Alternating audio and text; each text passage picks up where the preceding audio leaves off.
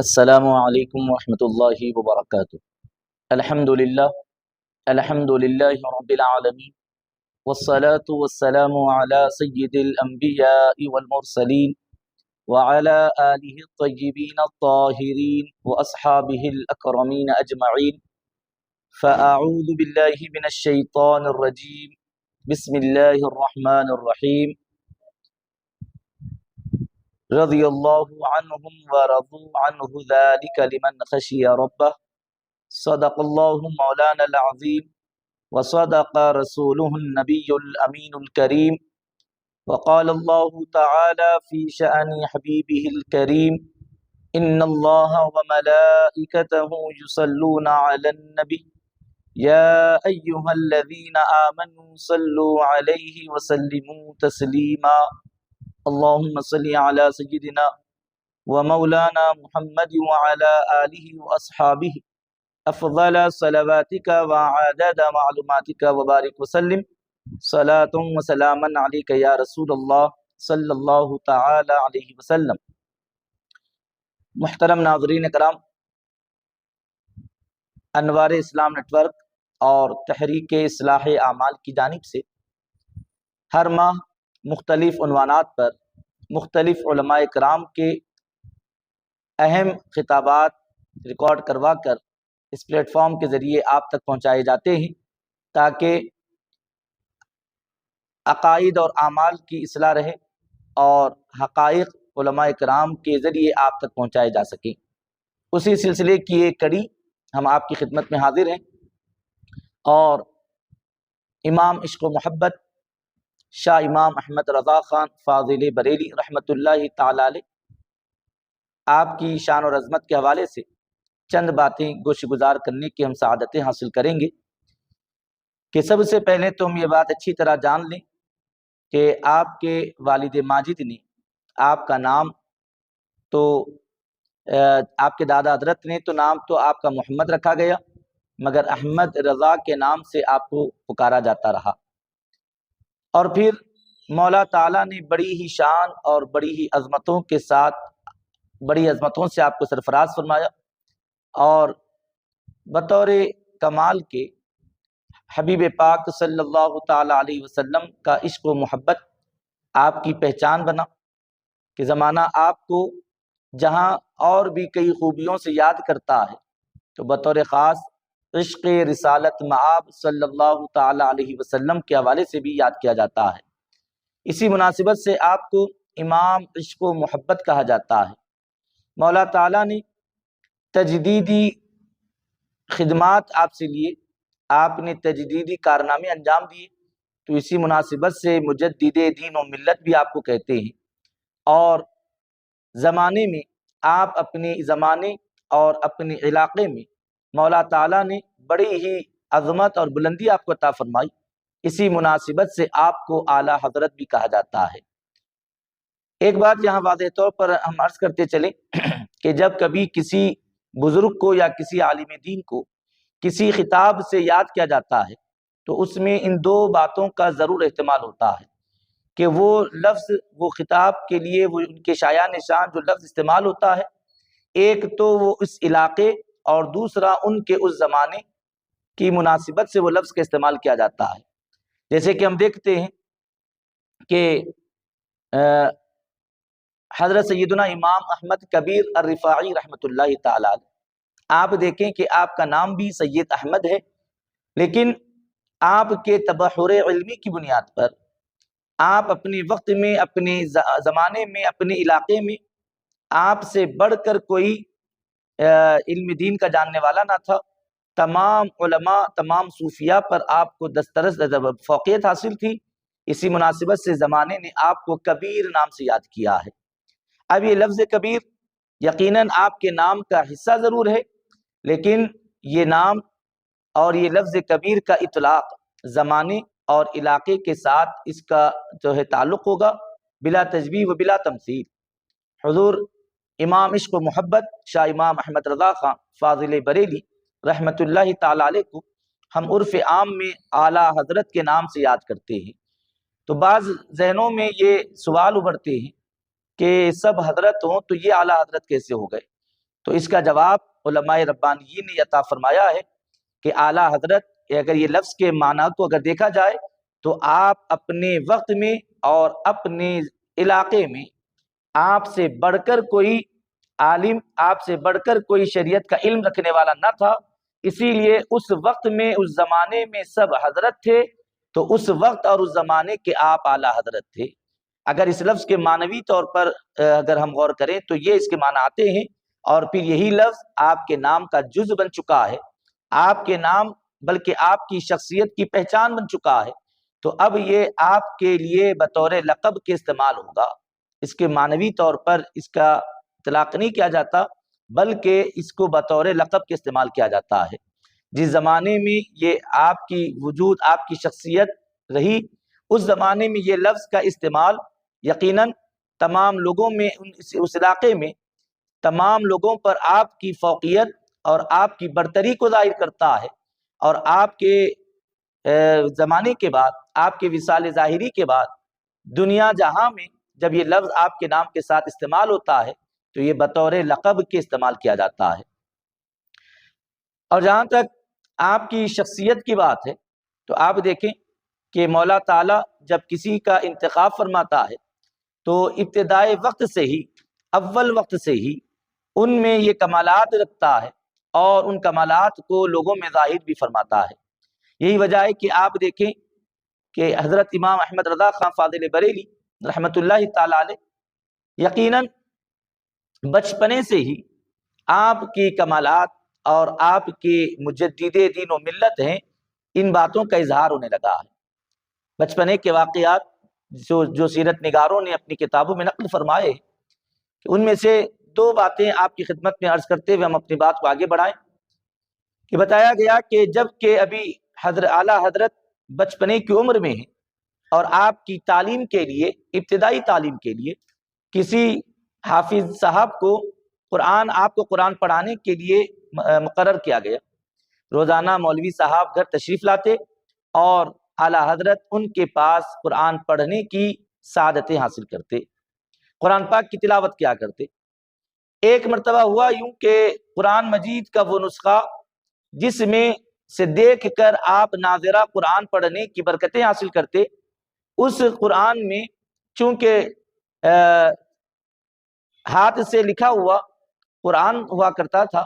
تو وہاں پر کسی مقام پر زبر کے بجائے، زیر کے بجائے زبر شائع ہو گیا، اور وہی نسخے میں سے آپ دیکھ کر پڑھ رہے، اور قرآن میں جو لکھا ہوا ہے اس کے مطابق حافظ صاحب نے، مولوی صاحب نے زور دیا کہ اس لفظ پر زبر کے ساتھ پڑھیں۔ باوجود سختی کے اعلیٰ حضرت جب پڑھتے تو اس لفظ کو بجائے زبر کے زیر سے ہی پڑھا کرتے۔ استاد محترم نے سمجھایا بھی، تنبیہ بھی کی، ناراض بھی ہوئے، غصہ بھی کیا، لیکن جب بھی آپ جو ہے اس لفظ کو دہراتے تو بجائے زبر کے زیر ہی سے وہ لفظ ادا ہوتا۔ اور بازو حجرے میں آپ کے والد ماجد بھی تشریف فرما تھے، انہوں نے استاد اور شاگرد کی یہ تکرار کو سنا تو تھوڑا سا تشویش میں آئے،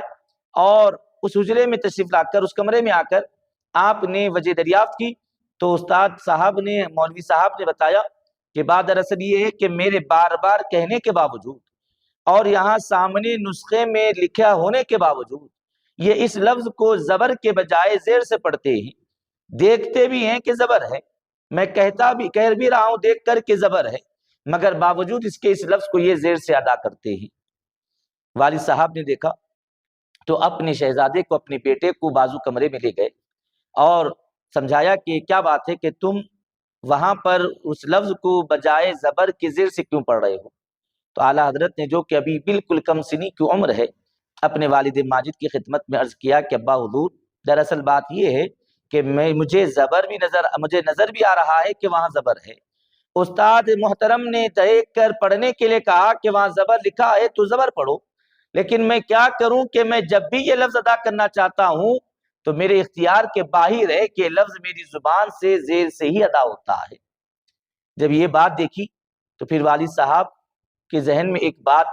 آئی، انہوں نے قرآن مجید کا دوسرا نسخہ منگوایا اور اسی آیت پاک کو کھولا، نکالا گیا اور اس لفظ کو دیکھا گیا تو دیکھ کر حیرت کی انتہا نہ رہی کہ اس نسخے میں بجائے زبر کے زیر لکھا گیا تھا، غلطی نسخے میں تھی، پڑھنے والے اعلیٰ حضرت کی تلاوت میں کوئی غلطی نہ تھی۔ اس دوسرے نسخے کے ذریعے بات واضح ہو گئی کہ حقیقت میں وہ لفظ وہاں پر زیر ہی استعمال ہونا ہے، اور پھر اس سے والد ماجد کو بھی اندازہ ہو گیا کہ اللہ رب العزت نے اس لڑکے کو میرے گھر پیدا فرما کر مجھ پر بڑا فضل عظیم کیا ہے، اور استاد محترم بھی بڑے خوش ہوئے کہ مولا تعالیٰ نے ایسے ہونہار لڑکے کی تعلیم کے لیے میرا انتخاب فرمایا ہے۔ محترم ناظرین کرام، آپ دیکھیں، سب سے پہلے تو میں یہ بات واضح کرتا چلوں کہ یہ جو واقعات ہم عرض کر رہے ہیں کہ یقیناً زندگی جتنی گزرتی ہے ہر ایک لمحہ تو نوٹ نہیں کیا جاتا۔ جب کوئی بات یا کوئی واقعہ یا کوئی لمحہ نوٹ کیا جاتا ہے تو یقیناً اس میں کوئی کمال، اس میں کوئی خصوصیت پائی جاتی ہے، تبھی تو اس کو لکھا جاتا ہے۔ اب خود اعلیٰ حضرت رحمۃ اللہ تعالی علیہ پر جتنی سیرت نگاروں نے سیرت لکھی ہے، آپ کی حوالے سے آپ کی شان اور عظمت کو کتابوں میں نقل فرمایا ہے۔ انہوں نے آپ کی زندگی کا ایک ایک لمحہ، ایک ایک سیکنڈ، ایک ایک منٹ، ایک ایک گھنٹے کو تو نہیں نوٹ کیا، پھر انہوں نے جو نوٹ کیا ہے تو یقیناً وہ اعلیٰ حضرت کی زندگی میں وہی باتوں کو نوٹ کیا گیا جو باتیں بالکل خصوصیت کی حامل تھی، خاص بات تھی، وہاں خصوصیت پائی جاتی تبھی تو اس کو نوٹ کیا گیا ہے۔ اب یہ بھی تو آپ کی حیات مبارکہ میں، آپ کی مبارک زندگی میں یہ بھی تو بڑے کمال کی چیز ہے، اسی لیے اس بات کو نوٹ کیا گیا۔ اب بعض لوگ جب ان باتوں کو سمجھ نہیں پاتے یا سمجھنا نہیں چاہتے تو پھر ان باتوں پر اعتراض کرنے لگتے ہیں، اور نوجوانوں کے ذہن اور فکر کو منتشر کرتے ہیں یہ کہتے ہوئے کہ یہ کیسے ممکن ہے کہ قرآن میں غلطی، اعلیٰ حضرت کی تلاوت میں غلطی نہیں ہوئی لیکن قرآن میں غلطی تم نے مان لی۔ استغفر اللہ من ذالک۔ ہم یہ بات واضح طور پر عرض کرتے چلیں کہ قرآن مجید تو وہ عظیم کلام ہے جس کے متعلق پروردگار عالم نے ارشاد فرما دیا، انا نحن نزلنا الذکر وانا له لحافظون۔ ہم نے ہی اس قرآن عظیم کو نازل کیا اور ہم ہی اس کی حفاظت کرنے والے ہیں۔ یقیناً قرآن مجید میں معنوی طور پر یا لفظی طور پر تو کجا اعراب کے اعتبار سے بھی کوئی غلطی نہیں ہو سکتی، زبر زیر پیش کے حوالے سے بھی اس میں کوئی غلطی واقع نہیں ہو سکتی۔ استغفر اللہ من ذالک اگر کوئی عقیدہ رکھتا بھی ہے تو وہ اسلام کے دائرے سے باہر ہو جاتا ہے۔ ہم نے یہاں جو واقعہ بتایا ہے اس میں قرآن میں غلطی تھی نہیں، قرآن کا وہ نسخہ جو اعلیٰ حضرت کے سامنے رکھ کر استاد محترم جس نسخے سے پڑھاتے تھے، اس نسخے کو جس کسی نے نقل کیا تھا، یہ قرآن کی نقل کرنے والے، قرآن پاک کو نقل کرنے والے، اس نسخے میں زبر کے بجائے بشری تقاضے کی وجہ سے زبر کے بجائے زیر کے بجائے زبر لکھ دیا گیا تھا۔ اور اعلیٰ حضرت کے اس واقعے سے فائدہ یہ ہوتا ہے کہ بتایا گیا کہ اللہ رب العزت نے جب آپ کو دین کی تجدید کے لیے انتخاب فرما دیا تو پھر یقیناً قرآن مجید کی حفاظت، اور قرآن مجید میں بھی اگر کوئی غلطی، کوئی لکھنے والوں کی تساہلی کی وجہ سے کوئی غلطی ہو گئی ہو تو ان کے ذریعے اس کی اصلاح فرما دی گئی ہے۔ یقیناً قرآن مجید میں کوئی غلطی نہیں ہو سکتی، زبر زیر پیش میں بھی کوئی غلطی، کوئی بگاڑ نہیں ہو سکتا۔ ہاں نسخہ ہو تو پھر جب اس کو اس زمانے میں چونکہ ہاتھ سے لکھے جاتے تھے تو لکھنے والے کا بالکل کیا کہتے ہیں بیداری کے ساتھ وہاں متوجہ ہونا ضروری ہوتا، تھوڑی سی بھی اگر غفلت ہوتی تو غلطیوں کا امکان ہوتا۔ اور پھر اس نسخے میں یہی تو ہوا تھا کہ بجائے زیر کے زبر لکھا گیا تھا، اور اعلیٰ حضرت کی تلاوت سے مولا تعالیٰ نے اپنے اس محبوب بندے کی برکت سے قرآن مجید کے اس نسخے میں اگر کہیں غلطی تھی تو اس کی بھی اللہ نے اصلاح فرما دی۔ اس کے بعد جب اصلاح ہو گئی تو یقیناً وہ نسخہ بھی غلطی سے پاک ہو گیا۔ محترم ناظرین کرام، ایسے ہی آپ دیکھتے چلیں کہ مولا تعالیٰ نے کیسی کیسی عظمتوں سے آپ کو سرفراز فرمایا ہے۔ بچپنے سے ہی شریعت مطہرہ اور اس کے احکام پر آپ کی کتنی گہری نظر رہی ہے کہ بتایا گیا کہ جب آپ مدرسہ جانے لگے اور مدرسہ پہنچے، اپنی جماعت میں بیٹھے تو ایک آنے والا شاگرد جو داخل سے آیا تھا اس نے جماعت میں داخل ہو کر اپنے استاد کو سلام کیا، السلام علیکم ورحمۃ اللہ وبرکاتہ۔ استاد محترم نے جب اس سلام کا جواب دینا چاہا تو بجائے وعلیکم السلام ورحمۃ اللہ وبرکاتہ کہنے سے بطور محبت کے آپ نے دعائیہ کلمات کے طور پر جواب دیا، کہا اللہ خوش رکھے۔ یہ عام طور پر ہمارے درمیان بھی عادت ہوتی ہے، جب کوئی ہمارا اپنا پیارا، جب کوئی ہمارا اپنا محبوب، ہمارا اپنا چہیتا ہم سے ملاقات کرتا ہے، وہ ملاقات کے وقت تو السلام علیکم ورحمۃ اللہ وبرکاتہ کہہ دیتا ہے، تو بعض مرتبہ ہم جواب میں وعلیکم السلام کہہ کر بھی جواب دے دیتے ہیں، تو کبھی کچھ دعائیہ کلمات سے بھی سرفراز کر دیتے ہیں، اللہ خوش رکھے، اللہ سلامت رکھے، بجائے سلام کے جواب میں وعلیکم السلام کہنے کے دعائیہ جملوں کو استعمال کر لیا جاتا ہے، اگرچہ کہ یہ سلام کا جواب نہیں ہوتا، لیکن بعض مرتبہ یہ بشری تقاضے کے مطابق وفور محبت سے ایسے جملے زبان سے ادا ہو جاتے ہیں۔ ایسے استاد محترم نے دیکھا کہ آنے والے نے آ کر السلام علیکم ورحمۃ اللہ وبرکاتہ کہا، تو بجائے جواب میں وعلیکم السلام ورحمۃ اللہ وبرکاتہ کہنے کے استاد محترم کی زبان سے نکلا کہ اللہ خوش رکھے۔ اعلیٰ حضرت جماعت میں بیٹھے ہیں، ابھی طالب علمی کا زمانہ ہے، انہوں نے فوری بڑے ہی ادب کے ساتھ اپنے استاد محترم کی خدمت میں عرض کی کہ حضرت آپ نے دعا سے تو ضرور سرفراز کیا ہے، لیکن آپ نے سلام کا جواب تو عطا نہیں فرمایا۔ یہ اللہ خوش رکھے، یہ سلام کا جواب تو نہیں ہو سکتا، سلام کا جواب تو وہی ہوگا جو حضور نے سکھایا ہے۔ حضور نے فرمایا کہ جب ملاقات کرو تو السلام علیکم ورحمۃ اللہ کہو، اور جواب دینے والے کو چاہیے کہ وہ وعلیکم السلام ورحمۃ اللہ وبرکاتہ کہے۔ تو پھر حضور نے جن کلمات کو سلام کا جواب کہا ہے وہی کلمات سلام کا جواب ہو سکتے ہیں، بجائے برعکس اس کے، بجائے اس کے ہم چاہیں لاکھوں دعائیں بھی آگے والے کو دے دیں، لیکن سلام کا جواب وہ شمار نہیں ہو سکتے۔ استاد نے اپنے شاگرد کی زبانی ان حکمت بھرے جملوں کو سنا تو بڑی خوشی کا اظہار فرمایا، اور وعلیکم السلام ورحمۃ اللہ وبرکاتہ کہہ کر جواب بھی دیا، اور پھر اپنے اس شاگرد کے پر بڑی خوشی کا اظہار فرمایا کہ واقعی ایک لطیف بات کی طرف تم نے توجہ کروائی ہے۔ عام طور پر ہوتا یہ ہے کہ ان باتوں سے اگرچہ کہ آدمی کتنا ہی واقف کیوں نہ ہو جائے، لیکن توجہ نہیں ہوتی، اور معمول کے مطابق ہم ایسی باتوں کو اختیار کر لیتے ہیں۔ لیکن اعلیٰ حضرت کی ذہنیت دیکھیں، آپ کی شریعت مطہرہ پر گہری نظر کا عالم دیکھیں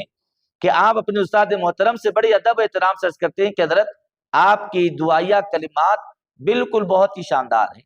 لیکن پھر بھی یہ سلام کا جواب تو نہیں بن سکتے، اگر یہ سلام کا جواب ہو تو پھر اس کے لیے آپ وہی جملوں کا ادا فرمائیں جو حبیب پاک علیہ السلام نے تعلیم فرمائے ہیں۔ آپ نے دیکھا کہ جب مولا تعالیٰ کسی کو کسی خاص مقصد کے تحت پیدا فرماتا ہے، کسی خاص مقصد کے ساتھ ان کو دنیا میں بھیجتا ہے، تو پھر علم حاصل کر لینے کے بعد، کمال کے آ جانے کے بعد ہی ان سے وہ کام نہیں لیا جاتا، بلکہ ابتدائی وقت سے، بچپنے سے ہی آپ کے اسی مقصد اور آپ کے اسی نظریے کو ظاہر کیا جاتا ہے۔ الغرض پھر آپ نے اپنی تعلیم کو جاری رکھا اور علوم حاصل کرتے رہے، بالکل مختصر سی عمر میں آپ حافظ قرآن بھی ہو گئے، آپ عالم دین بھی ہو گئے، آپ اپنے وقت کے خطیب بھی ہو گئے، اور پھر محض معمولی سی عمر میں آپ نے استفتاء آنے پر فتویٰ جاری فرما کر اپنے تبحر علمی کا ثبوت عطا فرمایا، اور پھر زمانے میں پھیلی ایک ایک خرابیوں کو آپ نے خاتمہ فرمایا۔ اللہ نے تجدیدی کام کے لیے آپ کو پیدا فرمایا تھا، دین کی تجدید کی غرض سے پیدا ہوئے، تو پھر دین میں آئے بگاڑ کو، ایک ایک بگاڑ کو آپ نے اس کا خاتمہ فرمایا ہے۔ اور جس زمانے میں آپ کی ولادت ہوئی، یقیناً یہ وہ زمانہ تھا جب کہ بد اعمالیوں کا بھی زور زورا تھا، تو پھر وہیں پر اعمال میں بھی بگاڑ پیدا کیا جا رہا تھا۔ ایسے وقت میں دین کی اور عقائد اور اعمال کی حفاظت کے لیے اعلیٰ حضرت شاہ امام احمد رضا خان فاضل بریلی رحمۃ اللہ تعالی علیہ بڑے ہی سرگرم ہوئے، اور آپ نے ایک ایک بات کا خاتمہ فرمایا ہے۔ اور جہاں تک آپ کی تعلیمات کی بات ہے تو آپ نے سنت نبوی صلی اللہ تعالی علیہ وسلم پر مضبوطی کے ساتھ جڑے رہنے، جمے رہنے اور اس پر عمل پیرا ہونے کی تعلیم عطا فرمائی۔ ایک موقع پر بتایا گیا کہ بعض آپ کے احباب نے یہ دیکھا کہ حضرت اکثر و بیشتر نبی کریم صلی اللہ تعالی علیہ وسلم کی سنت پر عمل کرنے کی برکتیں بیان فرماتے ہیں اور اسی پر زور دیا کرتے ہیں۔ تو ایک مرتبہ کچھ لوگوں نے دیکھا اور یہ ارادہ کیا کہ دیکھتے ہیں کہ اعلیٰ حضرت ہمارے امام احمد رضا خان فاضل بریلوی رحمۃ اللہ تعالی علیہ کا سنتوں پر عمل کی کیا شان ہے، اور انہوں نے یہ طے کیا کہ ہم دیکھتے ہیں کہ مسجد میں آنے کے آداب یہ ہیں کہ آدمی اپنا سیدھا پیر پہلے مسجد کے اندر داخل کرے اور اس کے بعد اپنا بایاں پیر داخل کرے۔ یہ تو آداب ہیں، نبی پاک علیہ الصلوۃ والتسلیم نے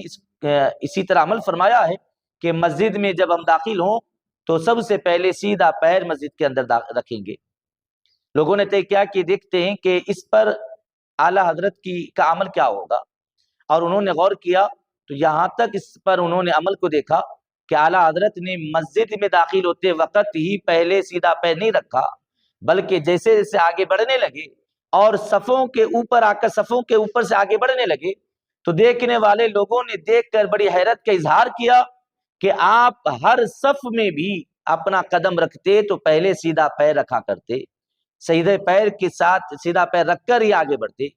ہر صف پر پہلا قدم آپ نے سیدھا رکھا، اسی طرح آپ آگے بڑھنے لگے۔ تو الغرض ناظرین کرام، تفصیلات میں گئے بغیر آپ کی شان اور عظمت اور آپ کی خدمات اتنے وسیع ہیں کہ ہم کم مختصر سے وقت میں اس کا جائزہ تو نہیں لے سکتے، لیکن آپ کی کردار اور آپ کی خدمات کے حوالے سے اتنا ضرور کہا جا سکتا ہے کہ آپ نے اپنے وقت میں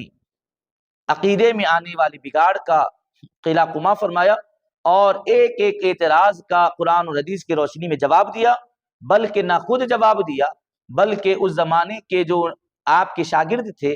ان کو بھی یہی جذبہ دیا کہ حبیب پاک علیہ الصلوۃ والتسلیم کی محبت سے بڑھ کر، اصحاب کرام کی عظمت سے بڑھ کر، اہل بیت اطہار کی محبت سے بڑھ کر، اولیاء کرام کی نسبتوں سے بڑھ کر کوئی چیز نہیں ہو سکتی، اور اگر کوئی ان چیزوں میں مداخلت کرتا ہے، بے ادبی کرتا ہے، گستاخی کرتا ہے، تو پھر ہماری ذمہ داری ہے کہ ہم جب تک کہ جواب نہ دے لیں تب تک کہ سکون اور اطمینان میں نہ رہیں۔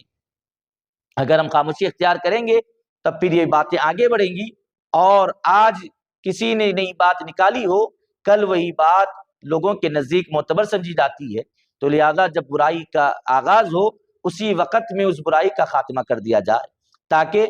بات آگے بڑھ کر لوگوں میں وہ بات عام نہ ہو جائے۔ اور پھر آپ کی خدمات اور آپ کی تعلیمات کے علاوہ ایک اہم بات جو یہ کہ آپ جہاں نبی رحمت صلی اللہ تعالی علیہ وسلم سے محبت فرماتے، وہیں پر آپ اہل بیت اطہار سے بھی بڑی محبتوں کا اظہار فرماتے۔ ایک واقعہ بڑا ہی مشہور و معروف ہے آپ کی شخصیت کے حوالے سے کہ بتایا گیا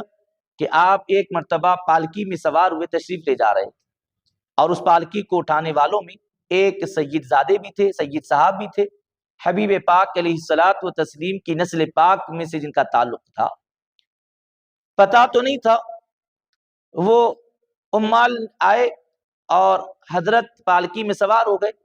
چاروں کونوں کو اٹھا کر جو چاروں عمال پالکی اٹھانے والے چلنے لگے، اور جب یہ سواری چل رہی تھی یکایک آپ نے درمیان میں پالکی کو نیچے رکھوایا، کہا کہ مجھے نیچے اتارو۔ ان چاروں نے جب پالکی کو نیچے رکھا، حضرت پالکی کے باہر تشریف لائے اور باہر آ کر پوچھا کہ یہ بتاؤ تم چاروں میں کیا کوئی سید زادے ہیں، کیا کوئی سید صاحب ہیں؟ تو ان چاروں میں سے ایک نے آگے بڑھ کر کہا کہ ہاں میں سید ہوں، میں حبیب پاک علیہ السلام کی نسل مبارکہ سے میرا تعلق ہے۔ نسل پاک سے اپنے تعلق کا اظہار کیا تو اعلیٰ حضرت فرمانے لگے کہ مجھ سے بڑی غلطی ہو گئی کہ نبی کے شہزادے تو پالکی اٹھائیں اور میں نبی کا غلام پالکی میں سوار ہو جاؤں، یہ تو بڑی بے ادبی ہوگی، تو لہذا آپ کے ہوتے ہوئے میں ہرگز پالکی میں سوار نہیں ہو سکتا۔ بلکہ بعض لوگوں نے یہاں تک بتایا کہ پھر اعلیٰ حضرت نے اس کا یہ علاج، اس کا یہ اپنے ذمے یہ کفارہ سمجھا، اپنے ذمے اس کا علاج یہ سمجھا کہ اب وہ شہزادے پالکی میں سوار ہوں گے اور پھر ان کی سواری کو اس پالکی کو کسی شان و عظمت کے ساتھ لے جایا جائے گا۔ بہرحال اعلیٰ حضرت نے اس شہزادے سے معذرت چاہی، کہا کہ نبی کے شہزادوں کے کندھوں پر سوار ہونا یہ نبی کے غلاموں کی شایع نشان نہیں ہو سکتا، بلکہ نبی کے غلاموں کے کندھوں پر نبی کے شہزادوں کی سواری جچتی ہے۔ بہرحال جب یہ بتایا گیا اور پھر وہاں سے سواری کو اسی اعتبار سے جیسے آپ چاہتے تھے منزل مقصود تک پہنچ گئے۔ اسے اہل بیت اطہار سادات کرام سے اعلیٰ حضرت کی محبت اور وارفتگی کا ثبوت ملتا ہے۔ لیکن یہاں پر اپنی بات کو تمام کرتا ہوا ایک اعتراض اور اس کا جواب عرض کرتے ہوئے اپنی بات کو مکمل کر دوں، وہ یہ کہ بعض لوگ جب ایسی واقعات سنائے جاتے ہیں تو پھر ان کی اہمیت کو گھٹانے کے لیے اس میں سے کچھ اعتراضات اور سوالات اٹھانے لگتے ہیں تاکہ وہ واقعے کی اہمیت اور افادیت گھٹ جائے۔ اب آپ نے دیکھا کہ واقعے کی شان اور عظمت یہ ہے کہ اس میں اپنے زمانے اور اپنے وقت کے مجدد نے نبی کے شہزادے سادات میں سے تعلق رکھنے والے ایک سید کے ادب کر کے دکھایا ہے۔ اہل بیت اطہار سادات کرام کی عظمتوں اور رفعتوں کا اس سے پتہ چلتا ہے، جیسے کہ ہم احادیث مبارکہ میں پڑھتے ہیں کہ حضرت سیدنا حضرت ابو ہریرہ رضی اللہ تعالیٰ عنہ کے حوالے سے کہ ایک مرتبہ امام حسن مجتبی رضی اللہ تعالیٰ عنہ کو آپ اپنی گود میں بٹھائے ان کے تلوے مبارک سے مٹی صاف کرنے لگے۔ امام حسن کم سنی کی عمر میں ہے، حضرت ابو ہریرہ رضی اللہ تعالیٰ عنہ بڑی عمر سے تعلق رکھتے ہیں۔ آپ وہ امام حسن مجتبی رضی اللہ تعالیٰ عنہ کے تلووں سے مٹی کو صاف فرمانے لگے۔ امام حسن مجتبی رضی اللہ تعالیٰ عنہ نے تکلف کیا، کہنے لگے کہ چچا ابو ہریرہ رضی اللہ تعالیٰ عنہ یہ بتائیں کہ آپ مجھ سے عمر میں بڑے ہیں اور پھر میرے پیروں سے میرے تلووں سے مٹی کیوں صاف فرما رہے؟ تو حضرت ابو ہریرہ رضی اللہ تعالیٰ عنہ ارشاد فرماتے ہیں کہ اے شہزادے، تمہاری شان اور تمہاری عظمت جو آقا علیہ الصلوۃ والتسلیم نے ہمیں سنائی اور بتائی ہے، خدا کی عزت و جلال کی قسم زمانے کے لوگوں کو پتہ چل جائے تو لوگ تمہیں زمین پر پیر نہیں رکھنے دیں گے، سب مصطفیٰ کے غلام اپنے کندھوں پر سواری کر کر تم کو لے جائیں گے، اپنے کندھوں پر سوار کر کے تم کو لے جائیں گے۔ ناظرین کرام، پتہ چلا کہ اہل بیت اطہار کی شان اور عظمت کو صحابہ کرام نے بھی ظاہر فرمایا ہے، اکابر بزرگوں نے بھی ظاہر فرمایا ہے۔ امام اعظم ابو حنیفہ رحمۃ اللہ تعالی علیہ کی سیرت مبارکہ میں بتایا جاتا ہے کہ آپ مجلس درس میں تشریف فرما اپنے شاگردوں کو درس دے رہے، مگر یکایک آپ اپنی جگہ سے اٹھے کھڑے ہو گئے، تھوڑی دیر کے بعد بغیر کسی وجہ کے بیٹھ بھی گئے،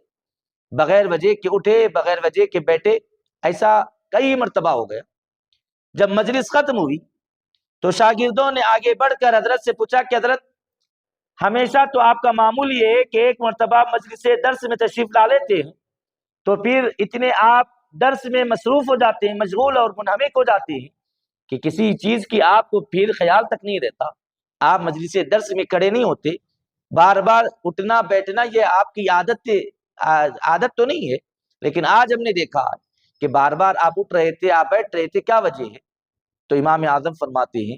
کہ لوگوں سنو، دراصل بات یہ ہے کہ ہماری مجلس درس کے بازو ہی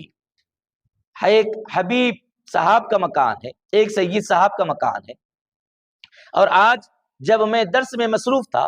میں دیکھ رہا تھا کہ اس گھر کے سے سید صاحب کا ایک لڑکا اپنی گیند اپنا بال لینے کے لیے بار بار اس گھر سے باہر آ رہا تھا۔ جب بھی گیند باہر آتی، جب بھی بال باہر آتا، وہ بال لینے کے لیے وہ سید صاحب کا لڑکا اپنے گھر سے باہر آتا تو میں اس لڑکے کو دیکھ کر، چونکہ وہ سید ہے، نبی کی نسل پاک سے ان کا تعلق ہے، اسی وجہ سے میں ان کے ادب اور احترام میں کھڑا ہو جاتا۔ وہ بچہ، وہ لڑکا باہر آتا تو کھڑے ہو جاتا اور وہ اپنے گھر میں چلے جاتے تو میں بیٹھ جاتا۔ تو ہمیں ہر زمانے میں بزرگوں سے سادات کرام کی اہمیت، ادب و احترام کا ثبوت ملتا رہا ہے، اور خود اعلیٰ حضرت شاہ امام احمد رضا خان رحمۃ اللہ تعالی علیہ نے بھی اسی ادب اور احترام کو بیان فرمایا ہے کہ زمانے میں سادات کرام کی کیسی قدر و منزلت ہونا ہے، لیکن قدر و منزلت کو، واقعی کی اہمیت کو گھٹانے کی غرض سے بعض لوگ سوالات اٹھاتے ہیں اور کہتے ہیں کہ اعلیٰ حضرت جب اپنے گھر سے باہر آئے تھے تب ان کو سید صاحب کی خوشبو کیوں نہیں آئی؟ لوگوں نے پوچھا تھا کہ حضرت آپ کو کیسے پتا چلا کہ ان چاروں میں کوئی سید ہے؟ تو حضرت نے فرمایا تھا کہ مجھے حبیب پاک علیہ السلام کی نسل پاک کی خوشبو محسوس ہوئی، اور اسی خوشبو کو محسوس کر کے میں نے اندازہ لگایا کہ کوئی قریب میں نبی کا شہزادہ۔ اعتراض کرنے والے کہتے ہیں کہ جب وہ سوار ہو رہے تھے کیوں جب خوشبو نہیں آئی، اور جب وہ سواری چل رہی تھی ابتدا میں تب انہوں نے خوشبو محسوس کیوں نہیں کی، آدھا راستہ ہونے کے بعد ان کو خوشبو کیوں آئی؟ تو اس حوالے سے بزرگوں نے ارشاد فرمایا کہ یقیناً ایک اصول ہم اپنی اچھی طرح ذہن میں بٹھائے رکھیں کہ ایک ہوتا ہے کمال اور ایک ہوتا ہے کمال کا اظہار، یقیناً کمال تو اللہ رب العزت نے عطا فرما دیا ہے، لیکن کمال کا اظہار اولیاء کرام اسی وقت کرتے ہیں جب کہ اللہ اور اس کے رسول کی مرضی اور منشا ہوتا ہے۔ اعلیٰ حضرت کا خوشبو محسوس کرنا اور پالکی کو رکوانا اور شہزادے رسالت مآب علیہ السلام کا شہزادے خاندان رسالت مآب علیہ السلام سے متعلق سوال کرنا اور سید زادے کا ادب اور احترام کرنا، یہ تو کمال کا اظہار ہے۔ ایک ہوتا ہے کمال اور ایک ہوتا ہے کمال کا اظہار۔ کمال کی جہاں تک بات ہے تو مولا تعالیٰ نے آپ کی محبت کو یہ معیار عطا فرمایا ہے کہ آپ نسل پاک کی بھی مہک سے نسل پاک کا بھی پتہ چلا لیتے ہیں کہ کون نبی پاک صلی اللہ تعالیٰ علیہ وسلم سے نسبی تعلق رکھتا ہے۔ لیکن کمال کے اظہار میں یہ اللہ اور اس کے رسول کی منشا کے، اللہ اور اس کے رسول کی مرضی کے پابند ہوتے ہیں۔ جب اللہ اور اس کے رسول نے چاہا تبھی انہوں نے اپنے اس کمال کا اظہار فرمایا، اپنے کمال کو ظاہر فرمایا کہ میرے ساتھ چلنے والے، پالکی اٹھانے والے 4 لوگوں میں ایک نبی کا شہزادہ ہے۔ تو اس کو کمال کے اظہار کا وقت کہتے ہیں، اس پر کمال کی نفی نہیں کی جا سکتی۔ کوئی اگر یہ کہتا ہے کہ اس سے پہلے کیوں نہیں پتا چلا تو مطلب اس کا یہ ہے کہ ان کے اندر کمال نہیں تھا۔ نہیں، کمال دینے والی ذات رب کی ہے، اور کمال کا اظہار اللہ اپنے محبوبوں سے فرماتا ہے جب وہ مناسب سمجھتا ہے، جب کسی کی اصلاح اور تربیت سمجھتا ہے، اس واقعے کو، اس وقت کو ضروری سمجھتا ہے، تو مولا تعالیٰ کے حکم سے اولیاء کرام ان کمالات کا اظہار فرماتے ہیں۔ تو جب بھی کسی بزرگ کی کوئی کرامت سنیں یا پڑھیں اور ایسی کوئی بات سامنے آئے تو سمجھ جائیں کہ کمال تو پہلے سے ہے، اور اب حضرت نے کمال کا اظہار فرمایا ہے، اب اپنے کمال کو ظاہر فرمایا ہے۔ نبی کی آل کی مہک، ان کی مہک کے ذریعے پتہ چلا لینا، یہ کمال اللہ نے آپ کو عطا فرمایا ہے۔ لیکن کمال کا اظہار آپ نے اپنے گھر میں یا پالکی میں سوار ہوتے وقت نہیں فرمایا، بلکہ سواری کے تورا چلنے کے بعد، کچھ سفر کرنے کے بعد اپنی اس کمال کا اظہار فرمایا ہے۔ الغرض محترم ناظرین کرام، وقت بڑی تیزی کے ساتھ آگے بڑھ رہا ہے۔ جیسے کہ ہم نے ابتدا میں ہی کہا کہ آپ کی خدمات اور آپ کی تعلیمات اور آپ کے کارنامے اتنے وسیع ہیں کہ اس مختصر سے وقت میں ہم جائزہ نہیں لے سکتے۔ زمانے دراز سے اس عنوان پر علماء کرام کہتے آئے ہیں اور اپنی آپ سے محبت کا اظہار کرتے آئے ہیں۔ اسی سلسلے میں ہم نے بھی چند اہم باتیں آپ کے گوشے گزار کی ہیں۔ مولا تعالیٰ کی بارگاہ میں دست بدعا ہیں کہ مولا تعالیٰ اپنے حبیب پاک علیہ السلام کے فیضان سے سرفراز فرمائے، اہل بیت اطہار کے فیضان سے مالا مال فرمائے، صحابہ کرام کا ادب کرنے کی توفیق و سعادتیں عطا فرمائے، اولیاء کرام کے فیضان سے سرفراز فرمائے، بالخصوص حضور امام عشق و محبت شاہ امام احمد رضا خان فاضل بریلوی رحمۃ اللہ تعالیٰ علیہ کے مولا فیضان سے ہم سب کو مالا مال فرمائے، بحرمت سید الانبیاء والمرسلین برحمتک یا ارحم الراحمین والحمد للہ رب العالمین۔